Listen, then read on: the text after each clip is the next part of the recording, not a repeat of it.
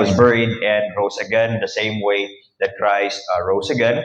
And with the Lord's Supper, we believe na this is only for the members of the local church. Dili ni basta-basta nga mahatag o mapahimo sa bisag kinsa lamang.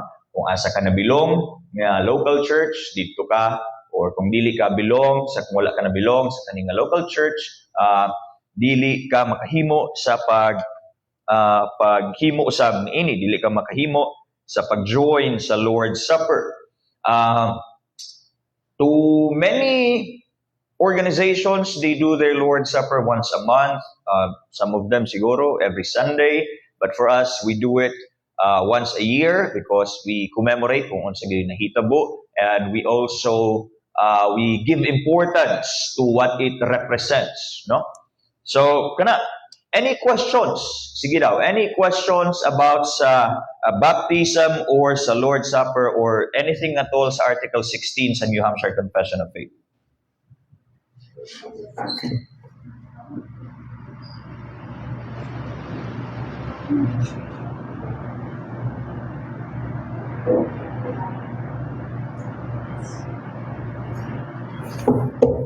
Na? Wala? Kaya wala ako'y mangutana.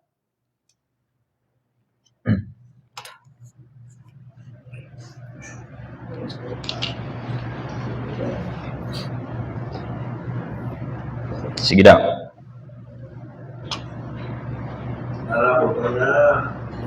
Questions?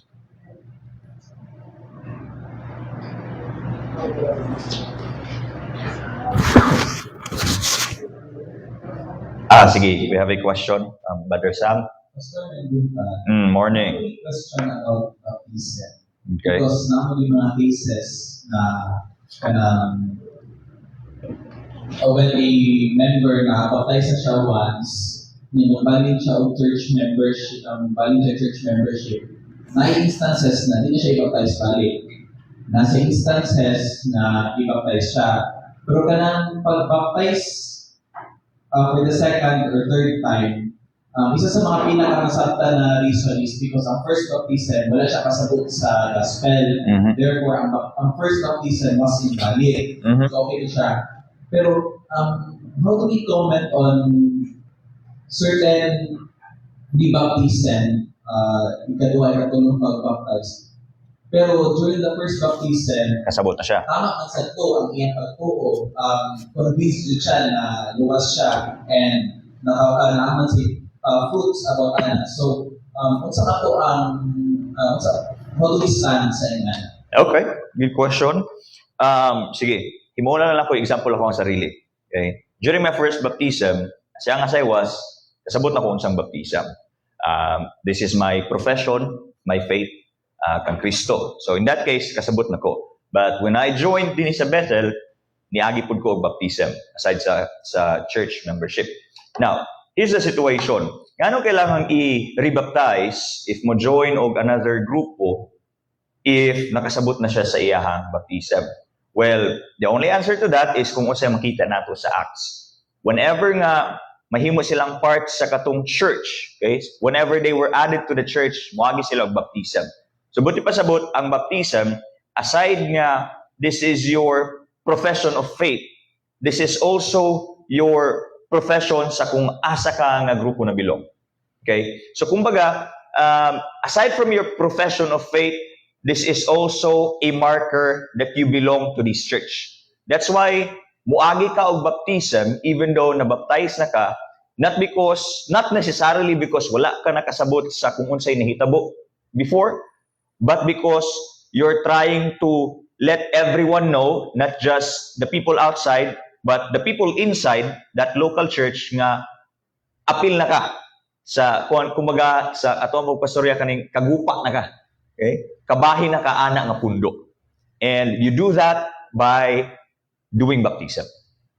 Okay. Thank you, Pastor. Follow-up question, yes, masabta, it's a commitment, it's a symbol of commitment. But there are also instances, Pastor, na the church decided a candidate for membership na. Kasi na-baptize naman siya first and wala may problems in doctrine.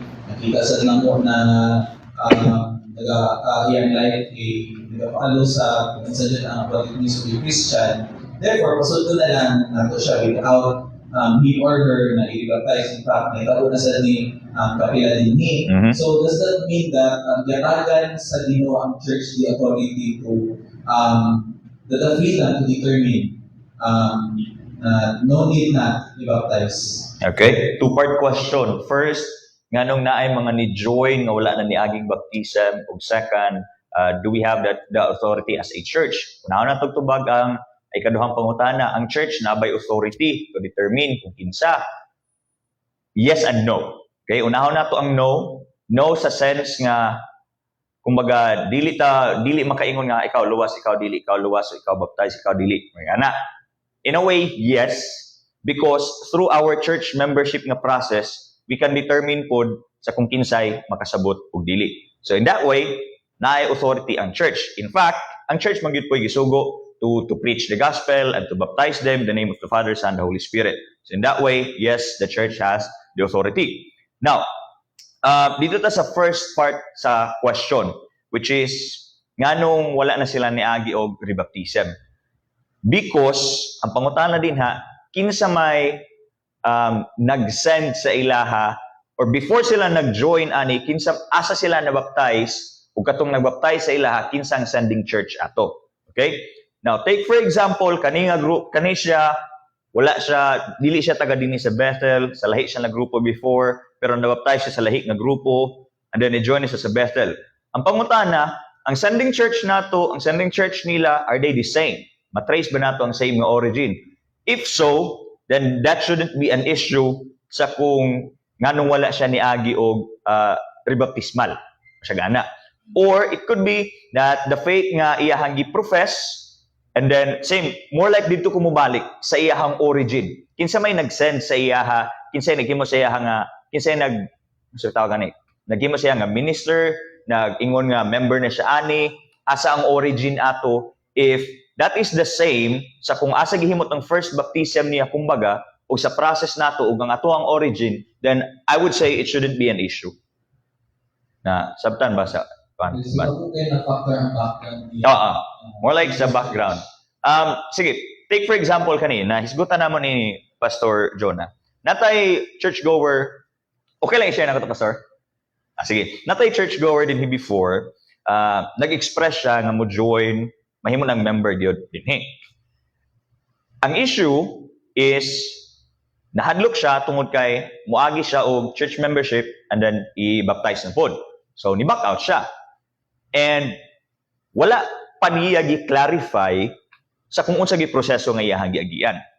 During the time nga naay conversation with that person, wala siya ganahi nga kailangan pa niya moagi og kato nga process. To which giklaro nako if giingnan ba siya nga moagi siya ana. To which ningon siya, wala. Now, gi-confirm na ko ni unsa may proseso, asa di siya initially na-baptize. Na-baptize siya sa Bethel Missionary Baptist Church. To which niya anak ko, if that was the case, dili na siya moagi og kaning pagbaptize usab kay nabaptize man siya under our name. So, if ever nga na-threaten mo, tas mo na mo, Pastor, baptize naman ko sa Bethel Missionary Baptist Church before, i-clarify sa, because it could be a situation na pwede na mo dili iagi og kaning pagbaptize usab if ever nga nabaptize mo under this name. So, ana siya. Thank you, Pastor. Sige. Apa?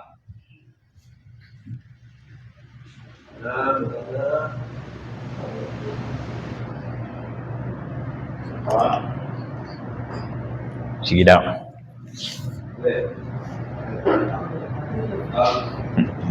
Safe daw mamutana basta distribute og mic. Sige po. Ano tanong ako, if ang member, nabaptize siya pero ang siya Muslim ba o sa'yo, ano to? Sa may ano na wala rin siya sumasipa, sa naman wala siya responsibility, wala siya concern sa church. So also may mo na pastor sa member na nabaptize pero wala na makabala ng pag-sumasipa. Okay. Now, again, sa giklaro na to ganina, baptism is also your way of saying na you're committed sa kaning local church, di ba? what if nagpabaptize and then wala nagsimba-simba na? So, isa sa to ang commitment is not just being part of the ministry, not just in service, but also in attending sa regular attendance. Okay? That's why we are commanded na dili undangon ng atuang panagtapok kauban sa tuang mga igsuon. And we are also commanded, we also portray kung unsay ginahimo sa early church, which is ang kanunay panagtapok, pagpaminaw sa pagtulunan sa pulong, pagkatuon sa doktrina, kana. Now, if someone nga nag-commit sa iyahang sarili nga mabilong sa kaninga local church, and then wala siya naging faithful sa iyahang commitment, that is subject na for these things. Unang-una, naabay nag-call out sa iyaha, naabay nagtapik sa iyaha nga membro, naabay na-encourage sa iyaha, naabay ni duol sa iyaha, brother, sister, nga nung wala na ka nagsimba-simba. Ana. If yes, good. Okay? Now, if sa katunga way, wala gihapon siya ano siya tawag ani? Wala gihapon siya naging faithful, wala siya ni balik kumbaga, then dito na mo musulod tungod kay committed man siya dinhi, na siya responsibility dinhi as member sa church, dito na musulod ang church discipline. To which, mahimo na ta sa first action nato. Dili sa nato to i-consider tong isa. I-consider ta nato sa tong primero as pagpamikpik. Musulod na ta sa first step sa church discipline. Brother, remind lang tika, sister, remind tika, kailangan ni mo ani. That's your private confrontation. Brother, sister, na notice na ako, na wala na ka nag-add to simbahan, and then, makapandul sa uban or concern me, murag ana, then i-remind na nimo sa iyahang responsibility as a member of the church. Then give it some time. Then siguro wala gihapon. Then dito na mosulod ang second step na pod sa church discipline. Ikaw primero nag-confront together with some of the leaders, the deacons siguro, will confront that person, give that person some time na pod, and then if wala, mo na to, tell it to the church. Because, pastor, dili ba murag kanang extreme na kayo? Well, that's part sa kaning imuhang commitment sa pagiging someone who belongs in the local church. Okay? If we belong in the local church, that means we must also be responsible and accountable sa tuang actions. And remember, kani siya ha, if Christian na ka and you belong to a local church, wala na dapat tong isolated mindset nga you can do it on your own, nga you can live on your own, you can grow on your own. Pag Kristohanon gani ka, o sige, meaning gani sa church, ecclesia, okay? Called out once. But ipasabot, kay na part na ka sa nga grupo as a Christian who is part of that local church, but ipasabot nga ani. Ako, halimbawa gamitin natin example, kay part naman ta sa kaninga local church, halimbawa ako, si Brother Richard, accountable ko sa iyaha. The same way nga siya accountable sa kuha. And then kaming duha, accountable mi kay Brother Wilson. The same way nga siya accountable sa amoa. Si Brother Wilson, accountable siya kay Brother June. The same way nga siya accountable sa iyaha. Subuti pa sabot, kay part na ka, ani nga community, naanak ko'y katungod nga mubadlong sa imuha. Og napod kay katungod nga mubadlong sa kuha. Na ako'y katungod nga mo remind sa imuha, ug napod kay katungod nga mo remind sa kuha. Nganuman, that's your responsibility ug accountability as someone nga nabilong sa local community. So if you are not faithful in your attendance, in your ministry or unsa ba, then ang church na ay katungod nga mubadlong or mutanggal sa imuha. Kana? Klaro? Any questions, clarifications about it? Yes, Brother Sam. Why problema? And ang pastor ba, if same scenario lang ako, if the member na nabaptize sa church and mubalik na siya, pero if mag-dig deeper ta, and one thing is clear in determining a candidate pastor ang siyahang pagtuo sa doktrina, of course, crucial ang pagtuo niya sa Kaisolas, sa Trinity, ang importance sa Bible, kaya dili na sila matanggal. How about sa doctrines of grace, Pastor? There have been instances na a member from an Armenian church with Armenian na understanding sa gospel, mubalhin siya sa hindi Armenian church, na nagatuo sa sovereignty sa Ginoo sa iyang grace, sa doctrines of grace, gatuo sa doctrines of grace. Pero he understands the basics of the gospel and the basic doctrines. In fact, may certain instances na naitabo na wala na baptized na members sa church. And if tama siya understanding about doctrines of grace, medyo shallow pa kaayo or medyo nag-doubt pa siya kung gawakon or dili. Pero still, na-member na gawakon siya. So, do we have a standard or gatagan sa Ginoo ang church the discretion to determine na sige, at least nakasabot siya or sino maging strict na dapat makasabot din siya. Gatagan pa sa Ginoo ang church of discretion over that. If you will look at sa New Testament, wala kay makita nga ingon ana nga example. Why? Because unlike karon nagtunga-tunga ng mga simbahan. Sa New Testament, mo ito, the church in Ephesus, the church in Thessalonica, the church in Philippi, anara. Walay parehiyon nga kung sa ato pa karon, walay ingon na nga Church of Davao. Diba? Mo ingon na kag na Baptist sa Davao, na Evangelical sa Davao, na Alliance sa Davao. So, mubalik ta sa pangutana. I-stop padaplin sa ninyo itong gi-mention ako bago lang. Ang church ba ang naay katungod to determine nga ang kani nga tao is Christian? I would say dili.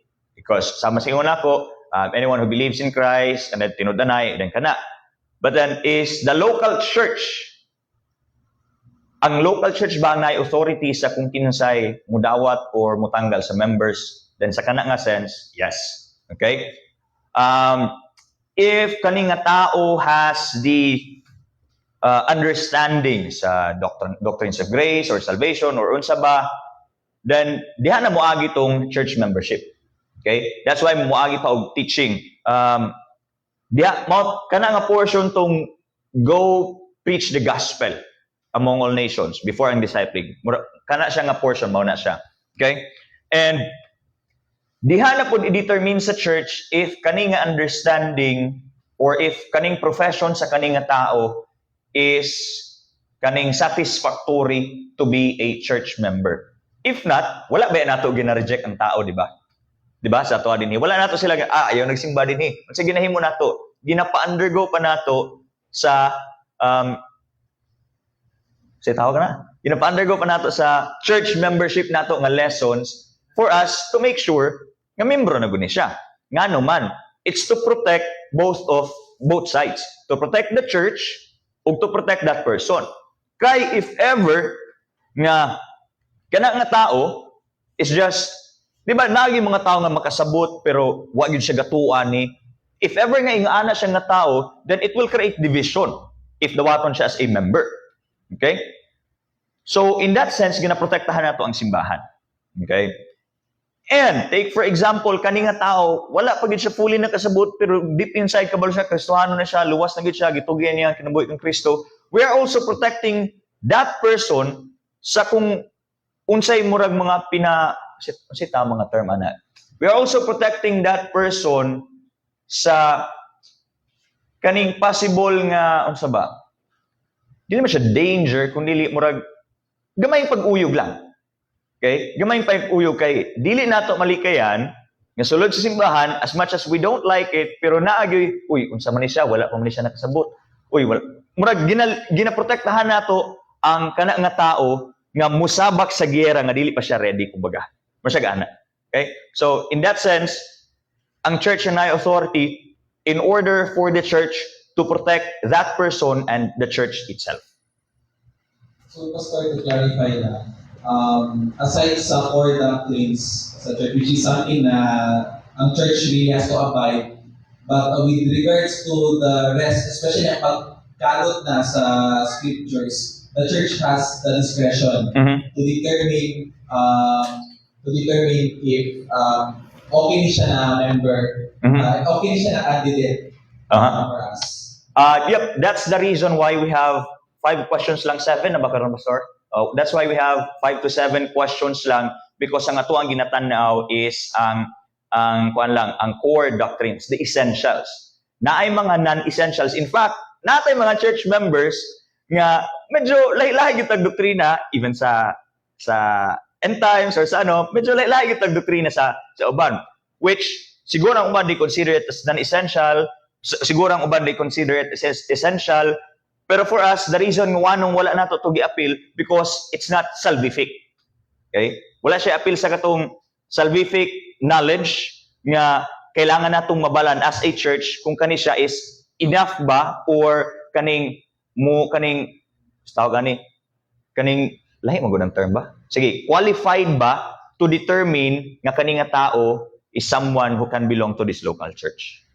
Also, thank you sa pag-clarity, Ana, because there has been many times that na di man jud expected na ma-master na jud Yes. ang scriptures, no, Genesis to Revelation. And there were certain people sa tini na kasulod sa church na baptized na medyo shallow lang understanding of the doctrines of grace. But thank God sa still sa pagdawat sa ilaha, eventually they understood and naging important na ilang role din if during that time sa ilang pag-member na sa ilang pag-abot, no, the things that were only crucial was salvation, the divinity in Christ, ang role sa scriptures.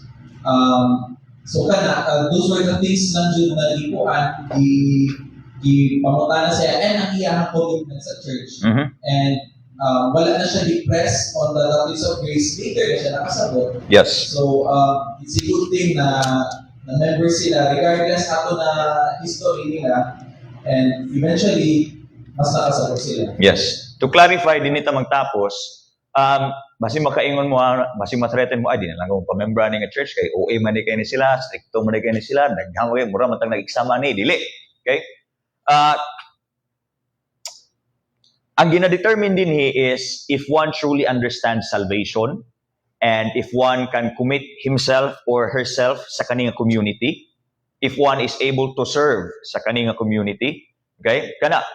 Ang kanang mga five solas, ang end times, ang unsa pa nga mga doctrines, that will fall under the umbrella of discipleship na.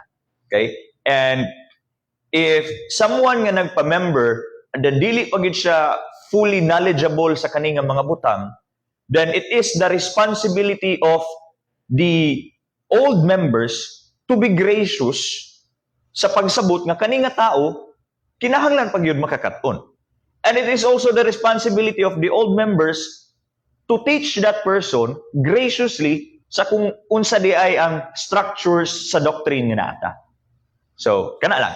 Okay, basig ma-threaten mo, ayaw mo kan it's makapangutana mo nganong kailangan pagyud na it's to preserve the church. Okay? It's to preserve the church as the bride of Christ. Okay? Sige, so dinha lang ta kutob, and I wish ka naamoy nakatuna, no? That's it for our Article 16, Baptism of the Lord's Supper, Baptism and the Lord's Supper. And then next month, March, we will start sa tuang Article 17 na pod sa New Hampshire Confession of Faith. Ginahangyo na ko ang tanan sa pagpanindog o ato ning isarado sa mga pagampo. Akong hangyoon si Maika sa pagampo. Butang, hindi lang sa sa natunan, sa mga learnings, paagi sa mga questions ganiya, sa mga answers in the story. Thank you, God, sa wisdom na nag-iatag siya, and even pa man sa mga katawanan natin.